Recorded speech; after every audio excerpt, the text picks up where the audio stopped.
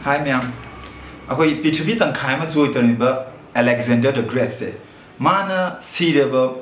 matungda adagi siram dai daga magi pen deba ahum lai kiba. Mana kai hairam ge habida karigumba mana sireba matungda magi asiba haksa akoina puthoga mafam tan pubase. Sida mabu layeng iba mana layeng a pharani haina layeng iba mai bedo. Mai beduna hidak pizaraga maje layeng phaduna adu miduna mahaki asiba haksang do dolai thang bada ma yahol harme ba maramdi akoina thajariba mai bana akoi bulayeng aga pharani man hidak piraga asibai khaya tai ma bu kallani na thajariba majin bo asibai khaya ta kanba ngam gideba Alexander je aduna mana siba matamda mai bado mai dolai thang bo yaholom haiba ani subada mana tanjariba sanaru palan thum sen punamak se mana chatoriba magi mompham dana chatoriba lambi du loi mak sakhayo harame ba Hiram Madam the Kanuda, Man Aduk Wana Taliba, Pitri Zoy, Talib, Pisam do, Kashum Takana Gideva, Sirakan, the Kashum Takana de Hyperpotaman Utoeba, Ahum Sub the man Harameba,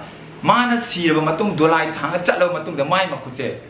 Smiting Toga, me could mount Uhalo Haiba, Kai Madangino Hamumata Mahaiba. Akoina pokpada khudse hanga polai sibusu khudse hanga adum sini habdi akoina tanjariba khosel punamak se sirakandari kamta kana de harameba aduna manasi hairibagi athdi ataina teba hingi madam hingi ngai matamda akoi masen nuksinasi ama mateng teng pangnara kanda nuksi sanana hingsi haibine man hairamisi